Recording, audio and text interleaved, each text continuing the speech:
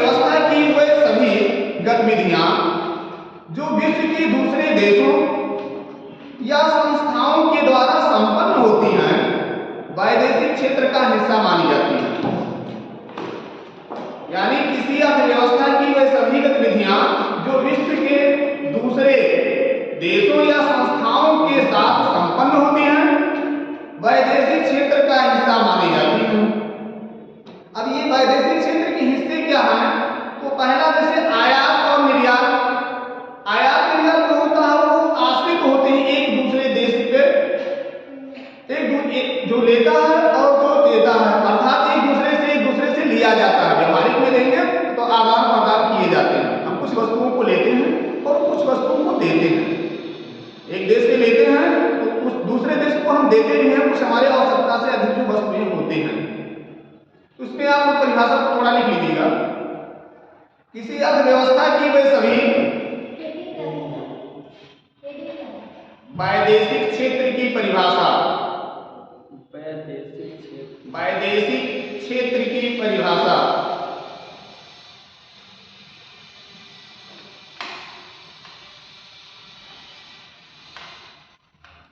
किसी अर्थव्यवस्था की वे सभी गतिविधियां, किसी अर्थव्यवस्था की वे सभी गतिविधियां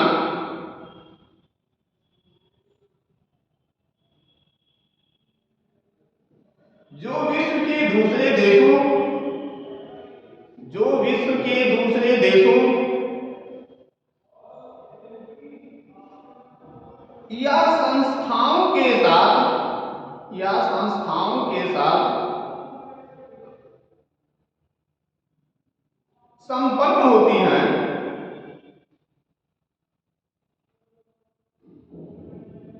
वैदेशिक क्षेत्र का हिस्सा मानी जाती है। वैदेशिक क्षेत्र का हिस्सा मानी जाती है।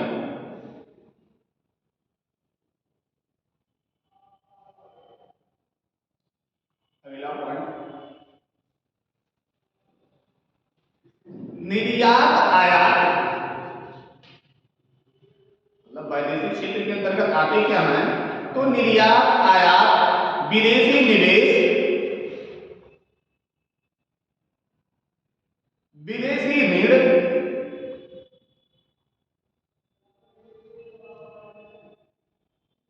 आयात निर्यात, विदेशी निवेश, विदेशी ऋण, चालू खाता, पूंजीगत खाता, भुगतान संतुलन इत्यादि। भुगतान संतुलन, पूंजी खाता, भुगतान संतुलन इत्यादि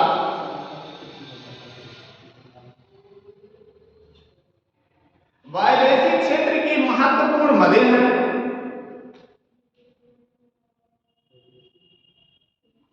वैदेशिक क्षेत्र की महत्वपूर्ण मदे हैं। महत्वपूर्ण मदे मतलब महत्वपूर्ण साधन है। विदेशी विनिमय भंडार। विदेशी विनिमय भंडार क्या है?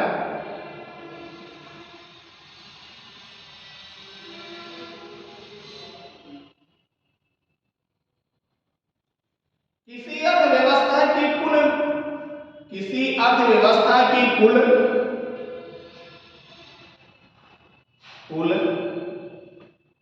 विदेशी विनिमय क्षमता को, किसी अर्थव्यवस्था की कुल विदेशी विनिमय क्षमता को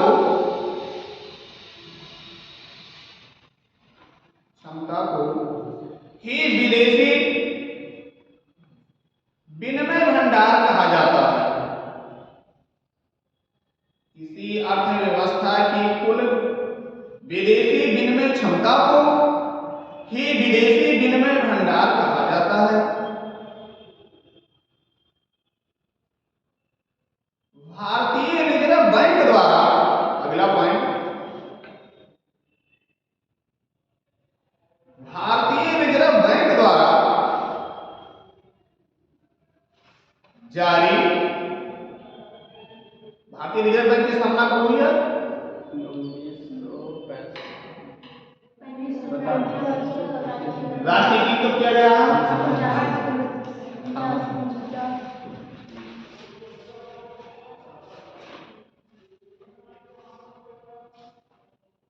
भारतीय रिजर्व बैंक को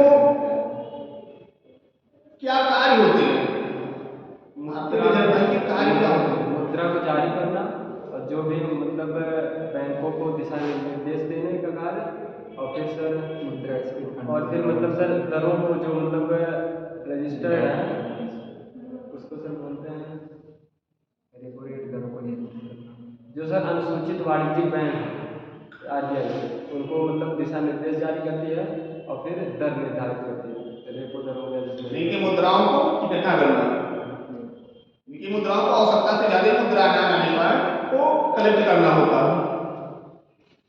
अगर मान लीजिए अर्थव्यवस्था दिक्कत में है तो नोट को जारी भी करने का कार्य करती है। मुद्रा स्फीति ज्यादा है तो उसको अवमूल्यन भी करती है।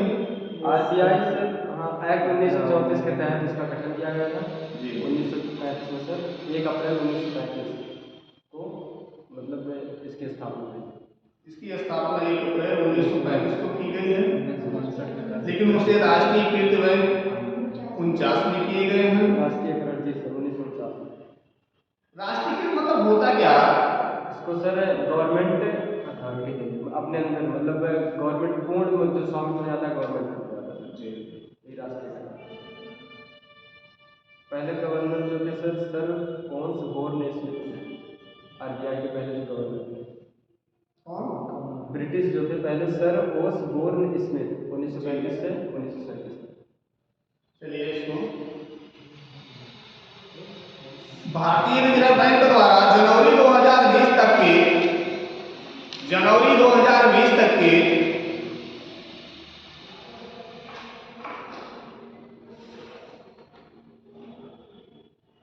जनवरी 2020 तक के आंकड़ों के अनुसार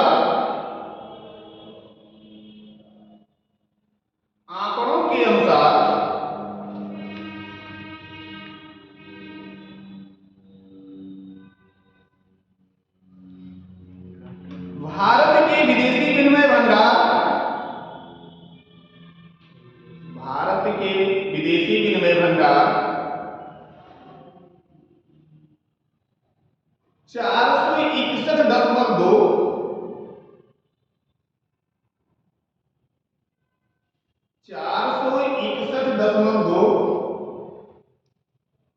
अरब अमेरिकी डॉलर है।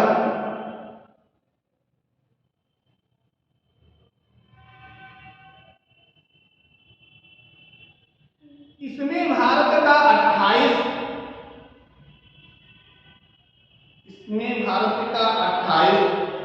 अरब अमेरिकी डॉलर का 28 अरब अमेरिकी डॉलर का स्वर्ण भंडार तथा 13.1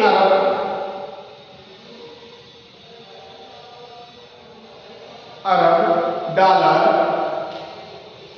IMF का सकल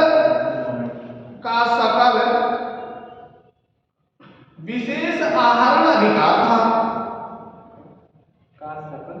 सकल विशेष आहरण अधिकार था।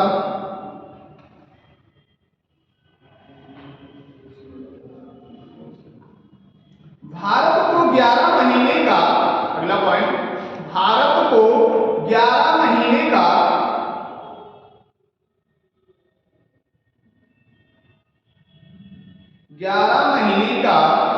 आयात कवच 11 महीने का आयात कवच प्रदान कराता है।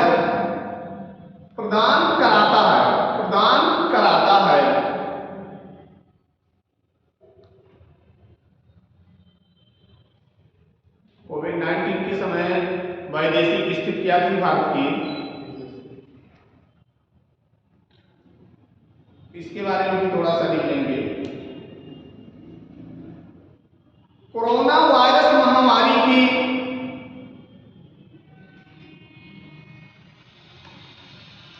अवधि में भारत के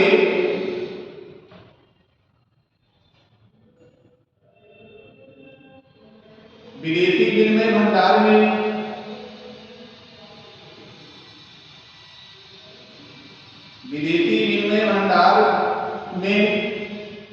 बढ़ने का रुख देखा गया।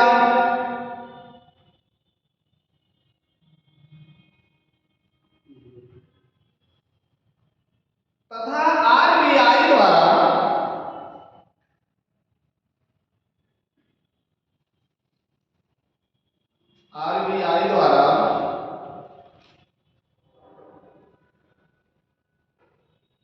फॉरेक्स भंडार फॉरेक्स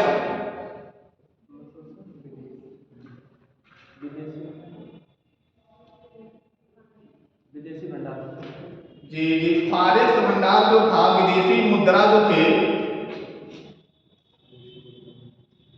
विदेशी मुद्रा भंडार की मात्रा 463.63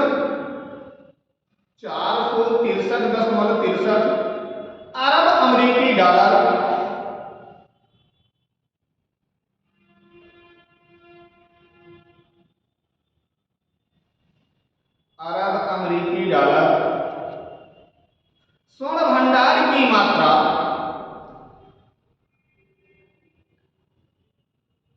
32.35 अरब अमेरिकी डॉलर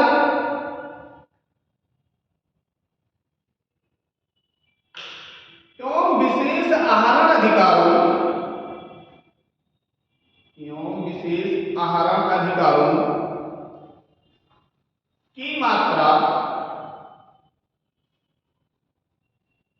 एवं विशेष आहरण अधिकारों की मात्रा 1.44 अरब अमेरिकी डॉलर थी।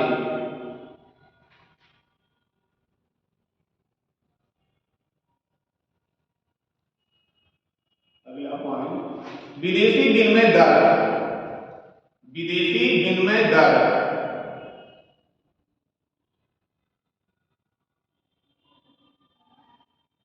4 खाता और पूंजीगत खाता दोनों में अंतर क्या है? चालू खाता जो होते हैं वो अस्थायी होते हैं। इसमें कभी भी मुद्राएं आप निकाल और जमा कर सकते हैं। मतलब दिन भर में 5 उधार निकाल सकते हैं, 10 उधार निकाल सकते हैं चालू खाते में। और पूंजी खाते में जो आप जमा को फिक्स डिपॉजिट जो करते हैं, ये पूंजी खाते के अंतर्गत आते हैं। जो आप धनराशि को जमा करते हैं वो पूंजी खाते के अंतर्गत आते हैं। और चालू खाता अर्थात आप पेमेंट डेली का डेली ले सकते हैं, जमा कर सकते हैं और निकाल सकते हैं। विदेशी मुद्रा की प्रति इकाई की विदेशी विनिमय दर में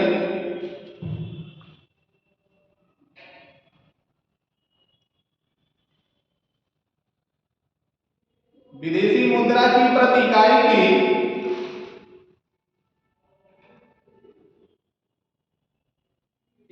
की घरेलू मुद्रा में कीमत, घरेलू मुद्रा में सबसे ज्यादा योगदान कौन देती है? महिलाएं ज्यादा रखती है। क्यों? सबसे ज्यादा धन महिलाएं रखती है घरेलू मुद्रा में। गृह मंत्री होते हैं जी, गृह मंत्री नहीं होते। कौन होता है? घरेलू मुद्रा की कीमत, विदेशी विनिमय दर कही जाती है।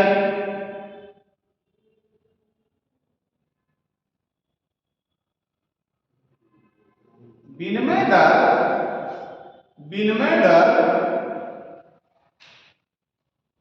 दो देशों की मुद्राओं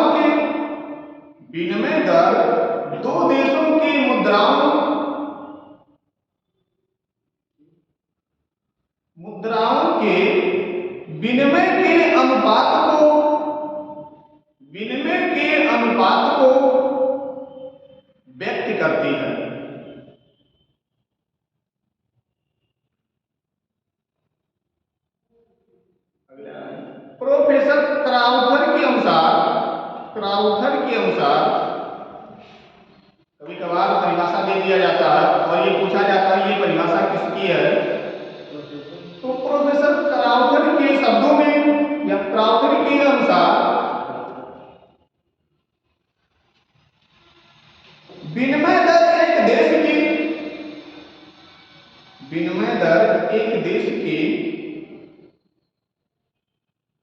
मुद्रा की इकाइयों को मापती है।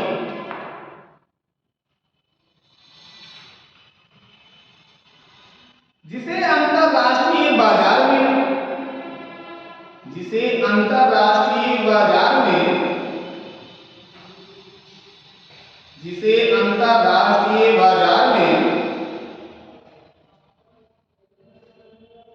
दूसरे देश की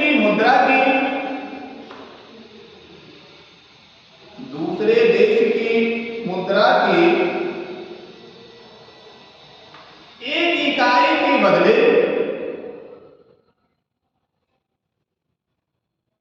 प्राप्त किया जाता है।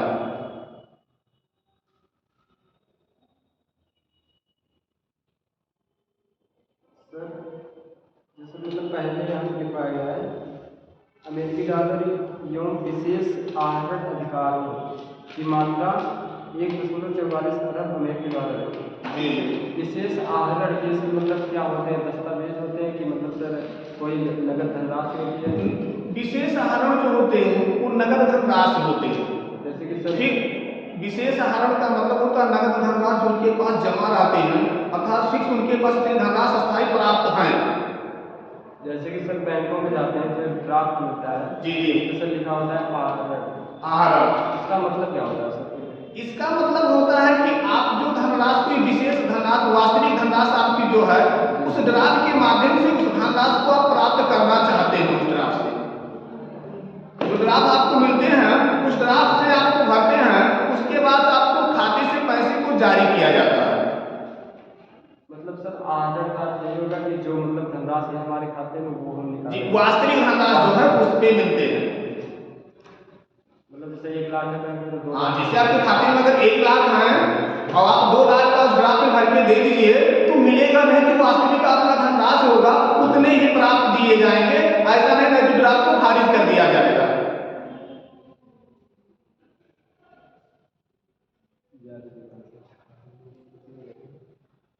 अगला नाम मात्र विनिमय दर। नाम मात्र विनिमय दर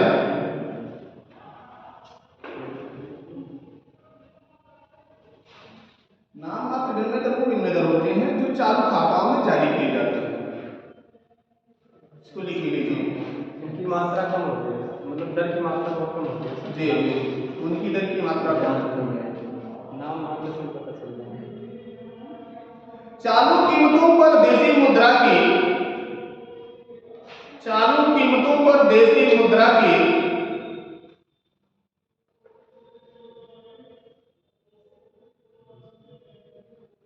इकाई मात्रा के बदले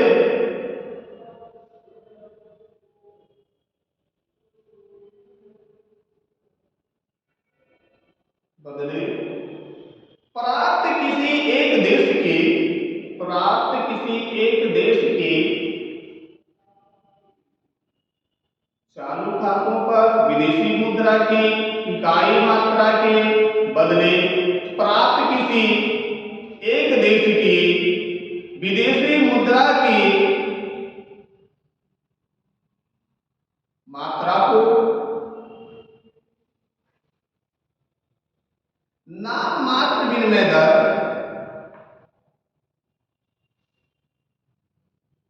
कहते हैं।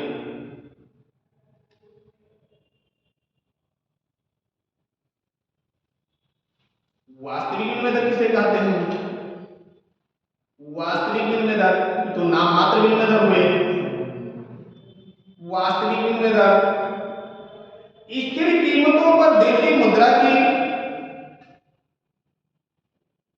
वास्तविक विनिमय दर में स्थिर कीमतों पर विदेशी मुद्रा की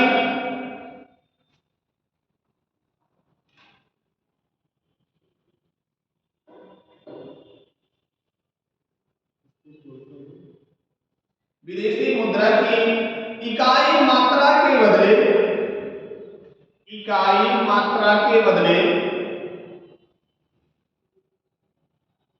प्राप्त की गई,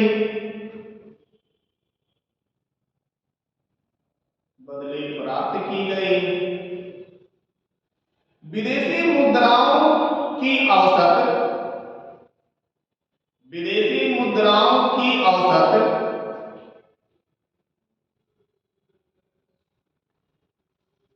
मात्रा को वास्तविक, मात्रा को वास्तविक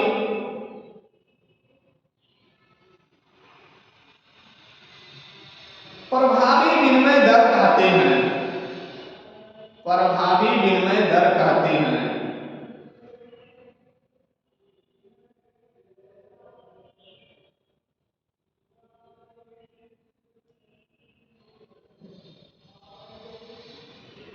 वास्तविक विनिमय दर प्रणाली जो होती है, स्थिर कीमतों पर देशी मुद्रा की इकाई मात्र के बदले प्राप्त की गई विदेशी मुद्राओं की औसत मात्रा को वास्तविक प्रभावी विनिमय दर कहते हैं। स्थिर विनिमय दर प्रणाली क्या है? स्थिर विनिमय दर प्रणाली क्या है? ये सब दर सर जो मतलब नाम मात्र विनिमय दर, वास्तविक मुद्रा दर, ये सब सर जब हम विदेश से मुद्रा लेंगे तब वो ये दरें तब लगाई जाती है सर। जी जी। स्थिर विनिमय दर क्या होते हैं?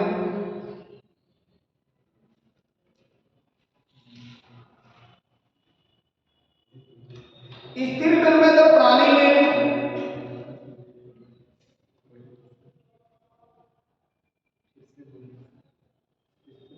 स्थिर विनिमय दर प्रणाली में विनिमय दर का निर्धारण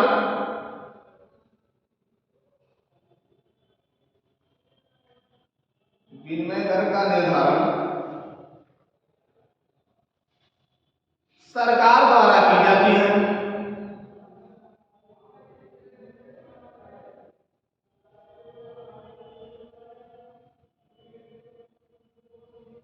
जैसे भारत में reserve bank of India, Bharat में रिजर्व बैंक ऑफ इंडिया द्वारा किया जाता है।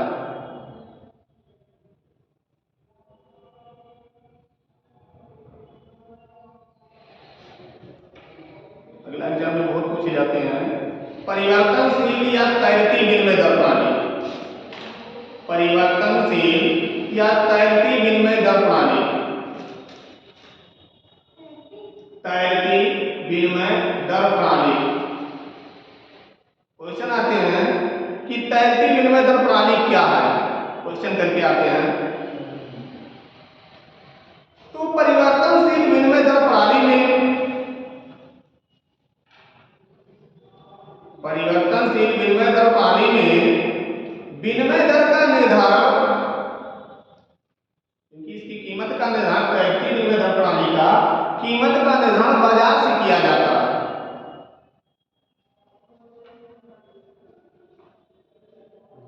विनिमय दर का निर्धारण बाजार की शक्तियों, बाजार की शक्तियों अर्थात मांग एवं आपूर्ति द्वारा होता है।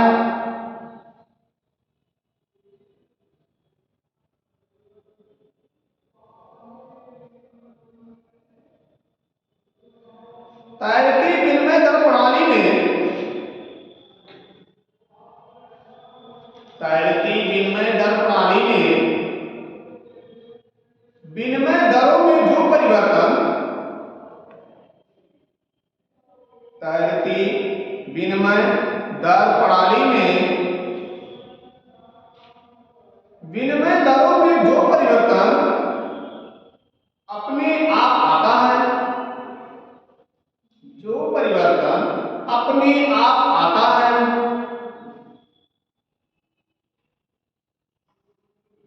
उसे विनिमय हास्य कहते हैं, उसे विनिमय हास्य कहते हैं या विनिमय प्रसार कहते हैं, या विनिमय प्रसार। इसको व्यवहारिक में समझ लीजिए। ये तैरती निर्णय प्रणाली जो होती है, जैसे आप मार्केट में जाते हो, बाजार में आप गए तो बाजार में वस्तु बिक रहे हैं, लेकिन अगर बेचने वाले की संख्या कम है, आप लोगों ने देखा होगा व्यवहारिक में गए होंगे बाजार में तो देखे होंगे अगर बेचने वाले की संख्या जिस वस्तु की ज्यादा है, अर्थात सब्जी की ले लीजिए, अगर आलू की ज्यादा है, दुकान लगी हुई है, तो इसकी कीमत का निर्धारण चूंकि दुकानदार ही करता है। आप जाएंगे तो आपको कीमत का निर्धारण करेंगे, कीमत का निर्धारण तो दुकानदार ही करता है। जब आप जाते हैं तो अगर दुकानें ज्यादा लगी हैं और खरीदने वाले की संख्या कम है, तो ये कीमत का निर्धारण करने पर ऐसा कीमत निर्धारित करता है कि ताकि ये वस्तु बिक जाए। अर्थात अगर आलू की कीमत 10 रुपये है तो ये वास्तविक कीमत तो 10 रुपये होगी नहीं, बाजार में बेच रहा होगा। वास्तविक कीमत हो सकता है 7 ही रुपये हो, क्योंकि फार्म से तो उसको 7 रुपये को मिले होंगे, उसकी लागत 1 रुपये लगी होगी, 8 रुपये हो गए होंगे।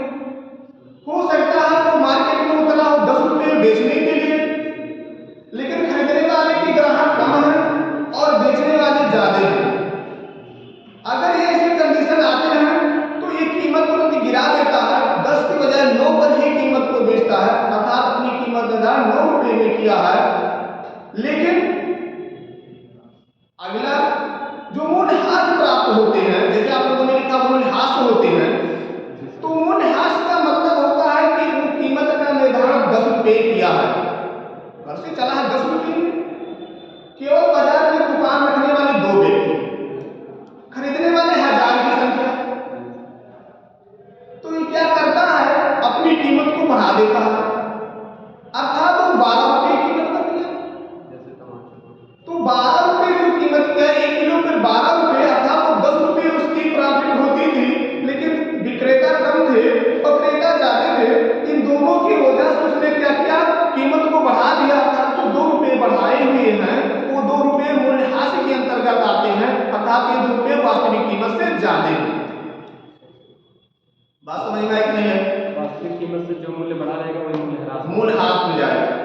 जैसे ऐसे जान लीजिए कि अगर हमको भूख लगी रहती है, अगर मुझे भूख लगी है तो हम जब रोटी पाते हैं खाने के लिए, तो अगर बगैर सब्जी की या बगैर नमक की अगर रोटी एक रोटी पाए और भूख ज्यादा लगी तो बहुत अच्छा लगता है बहुत अच्छी रोटी बनी है। लेकिन जब एक रोटी के बाद दूसरा रोटी हम खाना शुरू करते हैं तो होता क्या है कि कुछ हमारी क्षमताएं भूख खत्म होती है, तो लगता है रोटी अच्छी नहीं है, उसके साथ में सब्जी मिल जाता तो अच्छा होता, या नमक लग जाते तो अच्छा होता। अगर मान लीजिए आपको नमक भी मिल गए या सब्जी मिल गए, दूसरी रोटी आपने खाया तो चूंकि क्षमताएं कम हो रही, भूख कम हो रही है, फिर आप तीसरी रोटी की मांग करते हैं, तीसरी रोटी की मांग करते हैं और तीसरी रोटी जब मांगते हैं तो कहते हैं ये रोटी कच्ची है क्योंकि भूख समाप्त हो गई, कहते हैं ना भूख समाप्त हो गई। लेकिन इत्तेफाक से उस रोटी में घी लगे हो अच्छे कायदे से, तब भी इस रोटी को आप खा जाते हैं, भूख समाप्त होने के बाद ही उस रोटी को खा जाते हैं, अर्थात एक अतिरिक्त रोटी जो आप खा रहे हैं वो हरास के अंतर्गत रखते हैं, अर्थात आपकी भूख 2 ही रोटी की थी और तीसरी रोटी हम अतिरिक्त खाए हुए हैं, तो इसे मूल्यह्रास के अंतर्गत रखा जाता है, आवश्यकता से अधिक होना। अगला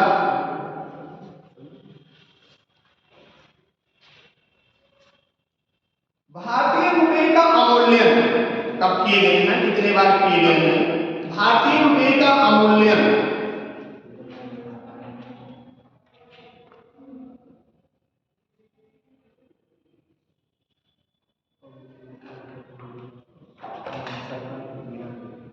आजादी से लेकर अब तक, आजादी से लेकर अब तक भारतीय रुपये का, भारतीय रुपये का 3 बार अवमूल्यन किया गया है।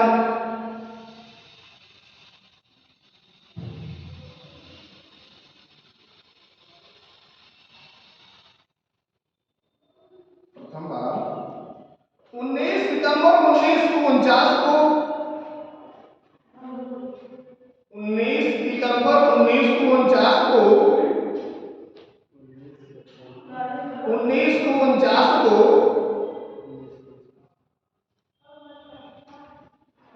भारतीय रुपये का मूल्य किया गया।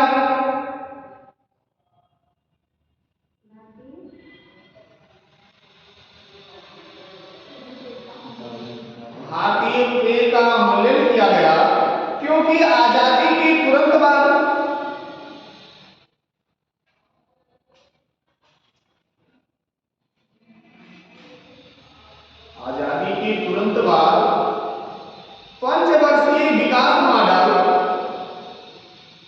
पंचवर्षीय विकास मॉडल अपनाने के कारण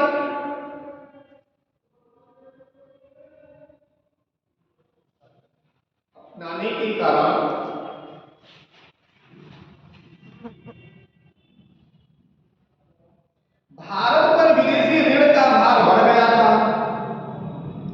भारत पर विदेशी ऋण का भार बढ़ गया था।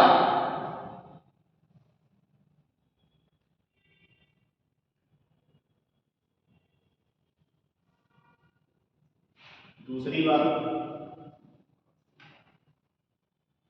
5 जून 1966 को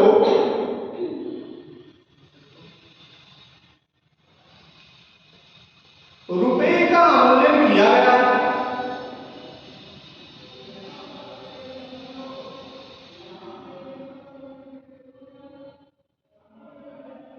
जब 1962 में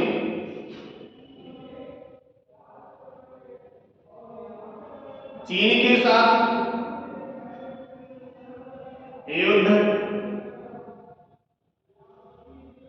तथा 1965 में पाकिस्तान के साथ युद्ध लड़ने के कारण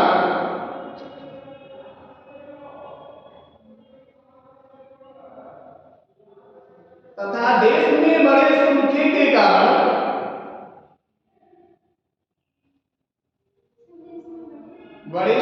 के कारण सूखा समय पड़े हुए थे, बड़े सूखे के कारण भारतीय अर्थव्यवस्था चरमरा गई थी।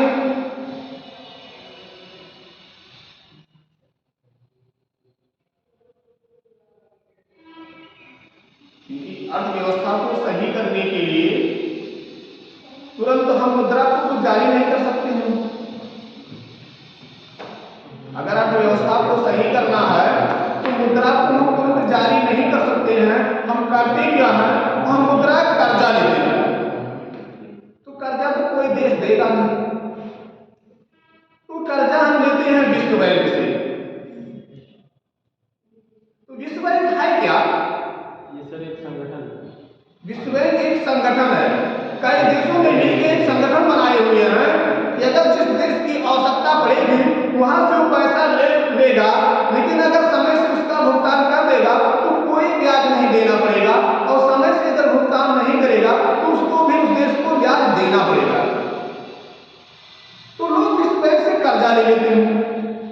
तो कर्जा चुकाने के लिए भी चाहिए, तो कर्जा चुकाने के लिए वो क्या करते हैं कि देखते हैं हमारी अर्थव्यवस्था बहुत डैमेज जा रही है तो तुरंत नए नोटों छपवाने को आदेशित करते हैं। लेकिन नए नोट उतने ही छपते हैं जितने वो कर्जा लाते हैं, उससे ज्यादा नए नोट छपाने की आदेश नहीं होती है। मतलब जितना सर कर्जा रहेंगे उतने नोट छाप उतने नोट को जारी करवाएंगे, क्योंकि उससे ज्यादा अगर जारी करवा देंगे तो हमारी अर्थव्यवस्था फिर डगमगाने लगेगी। अभी आज के 10 साल पहले आप लोगों ने देखे होंगे, 5 साल पहले इतनी मुद्राएं प्रचलन में नहीं थी।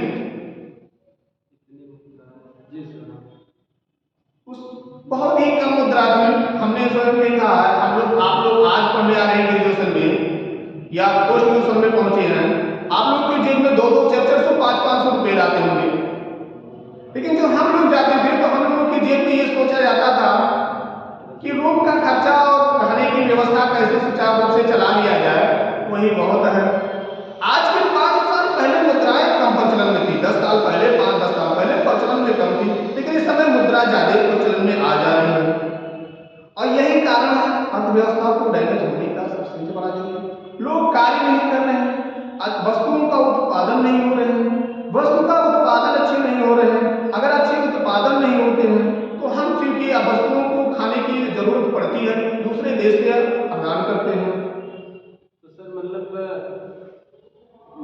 कर्ज बढ़ा है तो मुद्राओं का प्रचलन ज़्यादा हुआ है। अगर सर मतलब भारत का कर्ज, विदेशी कर्ज बढ़ा है तो भारत में मुद्राओं का प्रचलन ज़्यादा हुआ है, ज़्यादा मात्रा में, ये कह सकते हैं सर। नहीं, अगर मान लीजिए कर्ज तो बढ़ा है, अगर कर्ज बढ़े हैं तो मुद्राएं ज्यादा प्रचलन में आ रही हैं, अर्थात मुद्राएं बढ़ी।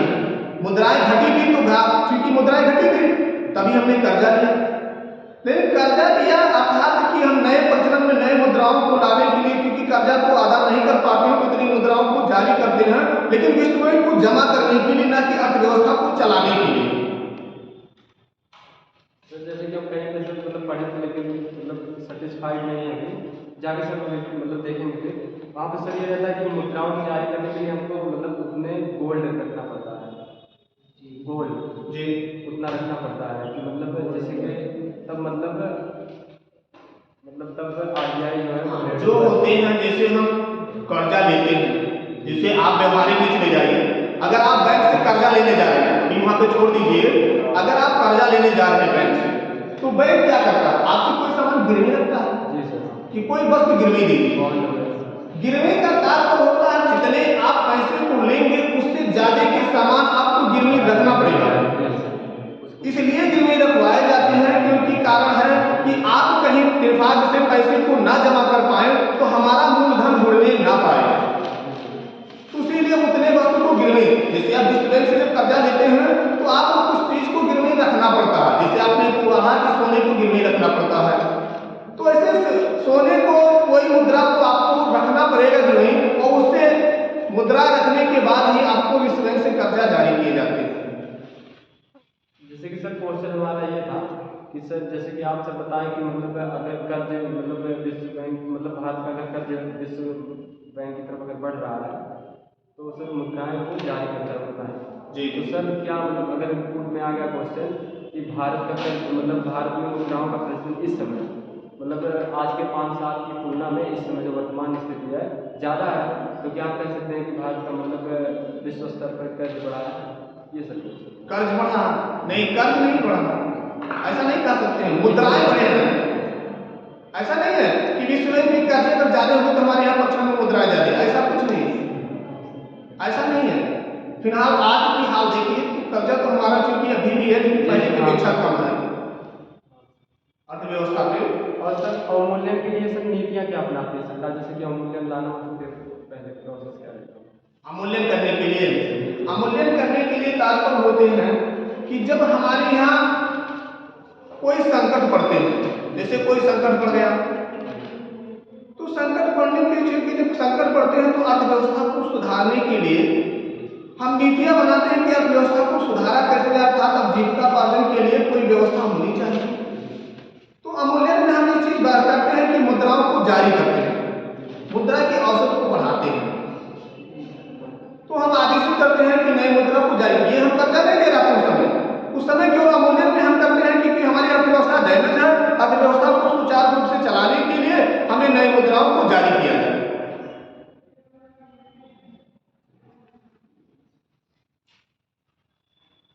इसमें लिख लीजिए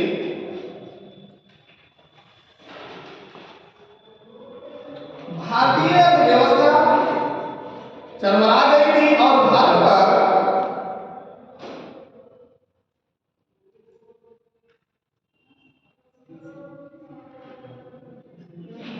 और भारत पर विदेशी ऋणों की भी वृद्धि हो गई थी।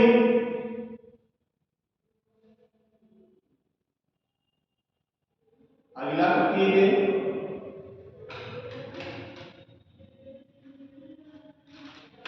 1 से 3 जुलाई, 1 या 3 जुलाई मतलब 1 से 3 जुलाई के बीच में 1991 को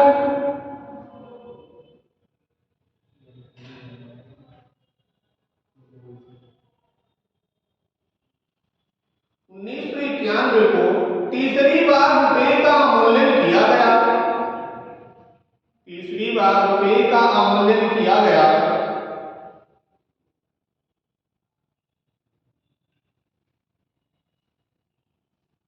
यह समय भारत की अर्थव्यवस्था का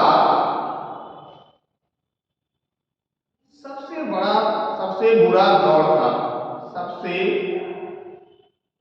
बुरा दौर, सबसे बुरा दौर था। भारत का राजकोषीय घाटा काफी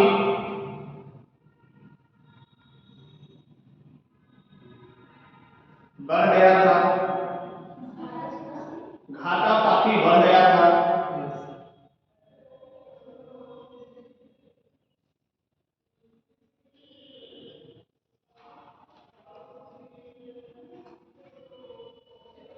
तथा कुल राजस्व आय का बड़ा हिस्सा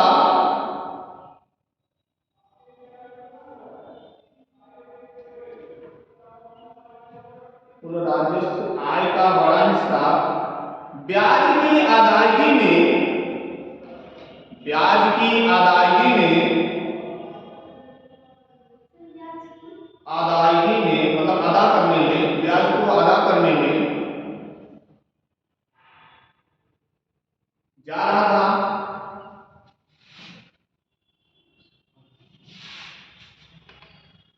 मुद्रास्फीति में भी दोहरी अंकों में, मुद्रास्फीति में भी दोहरी अंकों में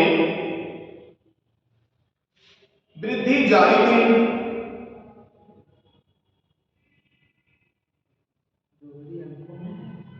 वृद्धि जारी थी।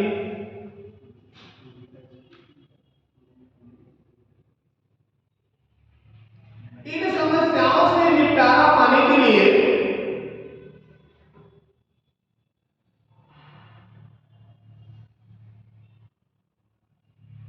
सरकार ने भारतीय रुपए के, सरकार ने भारतीय रुपए के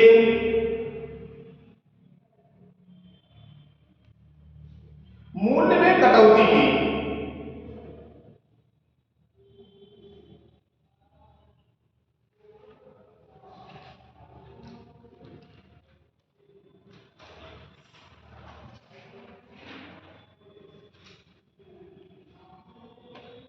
अगला विदेशी मुद्रा भंडार क्या है?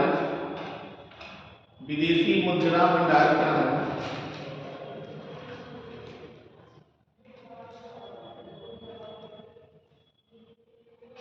विदेशी मुद्रा भंडार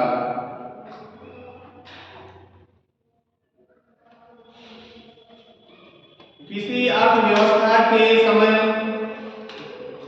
किसी अर्थव्यवस्था के समय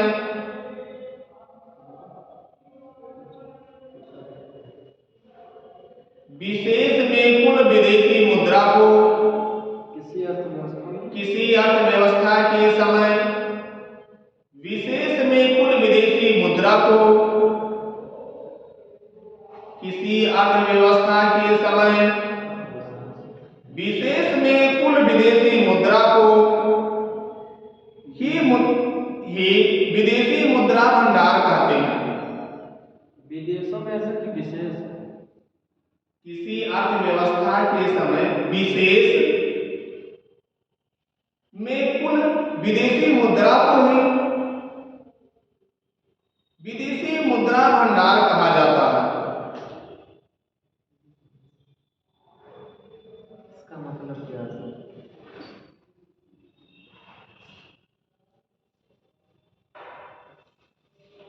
इसका मतलब है किसी अर्थव्यवस्था के समय विशेष में, अर्थात जो अर्थव्यवस्थाएं जिस समय जिस सन के चल रहे हैं, उस वैसे भी मान लीजिए 2023 चल रहे हैं, 23 की अर्थव्यवस्था कैसी है, ये विदेश की लेन देन में कैसे क्या कंडीशन है, जो विदेशों का लेन देन में कंडीशन, इस समय हमारी अर्थव्यवस्था विदेशों के माध्यम में बहुत अच्छी है। इसी जब से हमारे श्री मोदी जी आए हैं तब से विदेशों से वस्तुओं का आदान प्रदान का क्षेत्र बढ़ा है, क्योंकि विदेशी इस समय तालमेल हमारे सबसे अच्छे हैं।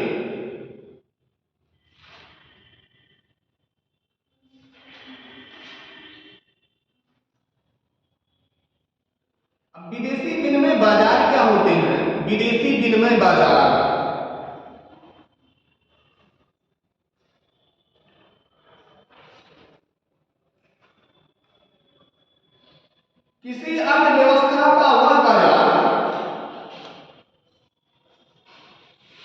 विदेशी विनिमय बाजार में किसी अर्थव्यवस्था का वह बाजार जहां विभिन्न विदेशी मुद्राओं की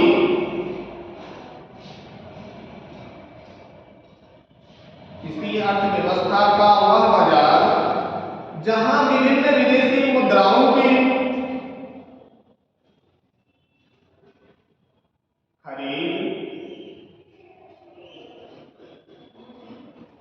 खरीद बिक्री की जाती है। विदेशी विनिमय बाजार कहलाती है।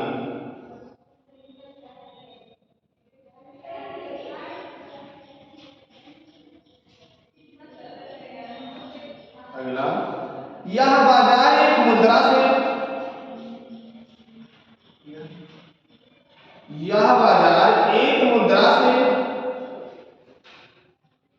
दूसरी मुद्रा में मूल्य निर्धारण के लिए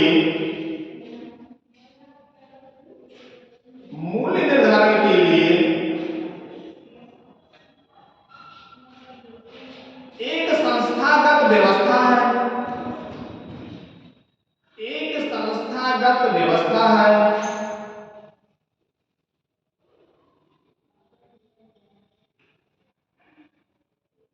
अगला एक टॉपिक, अंतिम टॉपिक कि भारत में विनिमय दर है क्या? भारत की विनिमय दर कैसे है?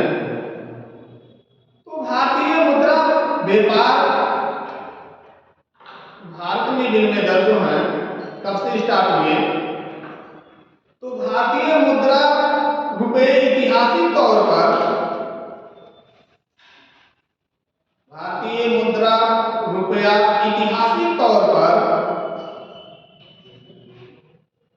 वर्ष 1928 से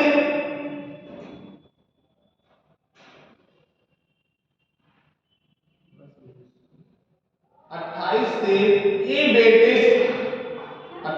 से ही ब्रिटिश पाउंड स्टेरिंग से जुड़ा हुआ है।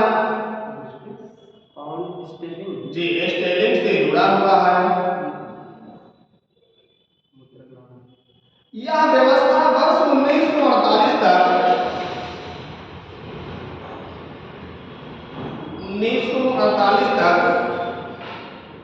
कायम रही। अगला पॉइंट, भारत में विनिमय मूल्य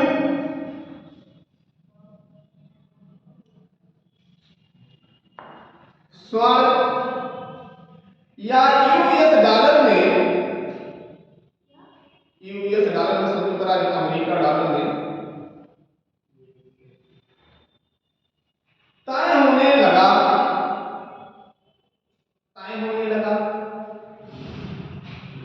1948 में 3.30 रुपए को 1948 में 3.30 रुपए को एक अमेरिकी डॉलर की, इस समय कितना है? 83.2। 1948 में 3.30 रुपए, 30 रुपए को 3 रुपए 30 पैसे। 30 पैसे। अब सब खर्च बढ़ गया है सर। जी जी, हमारी मुद्रा की कीमत गिरी है, ना?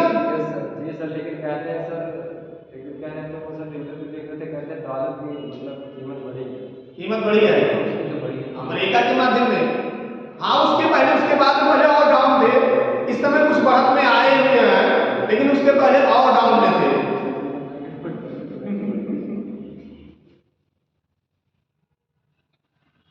तो अमेरिका एक कंडीशन इतनी समय 48 में थे, लेकिन इस समय वर्तमान में तब भी हमारी मुद्रा की कीमत गिरी, अर्थात हमारी मुद्रा प्रचलन में ज्यादा आई।